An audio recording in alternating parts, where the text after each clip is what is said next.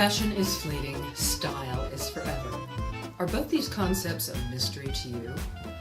Hello and welcome to Fashion Bites. I'm Byerrum, author of the screwball noir crime of fashion mysteries, featuring Lacey Smithsonian, a fashion reporter in Washington, D.C., the city that fashion forgot. Today, I want to talk about the elements that comprise style. So where does fashion come into style? Fashion is fickle and changes with the seasons. Fashion can be a folly, but style is a way of life as well as a way of dressing. It's how you express yourself in everything you do. Fashion is as changeable as the wind. People who follow fashion will wear anything, including a meat dress. I'm thinking of all those Hollywood actresses who wear transparent dresses on the red carpet. They're shocking, but ultimately forgettable, and often later embarrassing.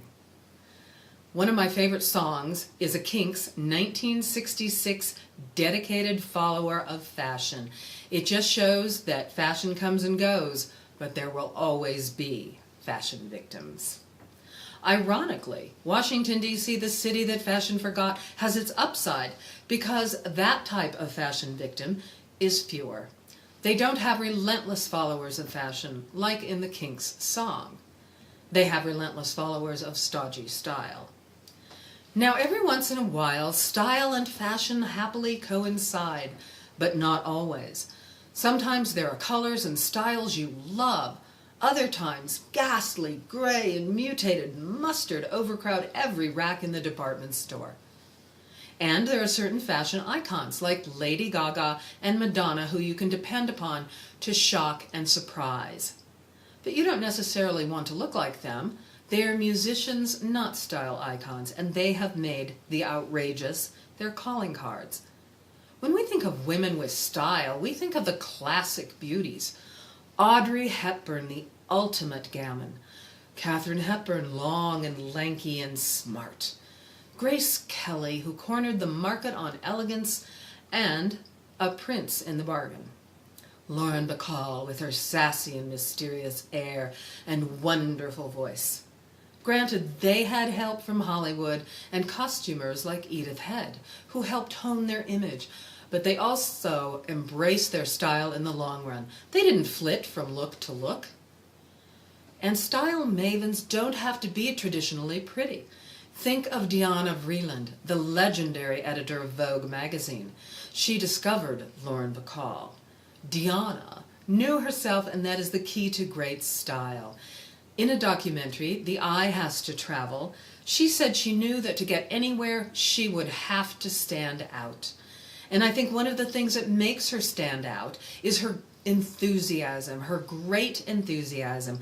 And you will love it when you hear her say that everything is great. It's just great. So do watch that documentary and take a hint of her style back with you.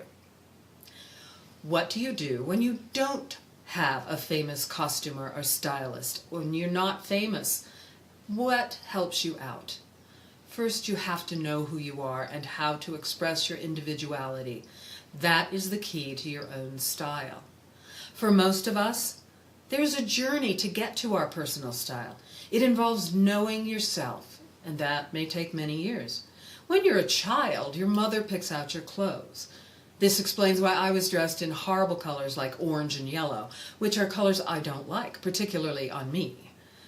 Growing into your style is often breaking with preconceptions of the past and breaking with what your mother thought looked good on you.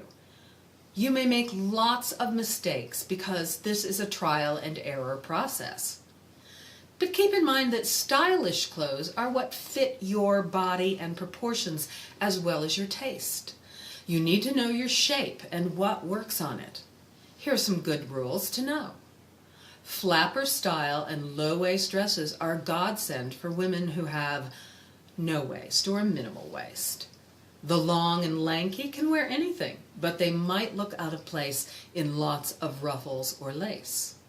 Women with an hourglass figure need to show off their waist or they will wind up looking stocky. Petites often drown in standard size clothes. And you can always be drawn to a more classical style, casual style, or formal style. Clean, classic shapes are good for people who don't want fussy details. You may be drawn to certain accessories that become your calling card, like Madeleine Albright, who made an art out of her pins. There is a book you can find about them. You might like scarves or necklaces, something that sets you apart. And just a word of caution, many people think caring at all about clothing is vanity and a waste of time. However, our clothing, what we choose to wear and how we wear it, what we wear to go with it, is a form of communication, non-verbal communication. You send the message and others receive it.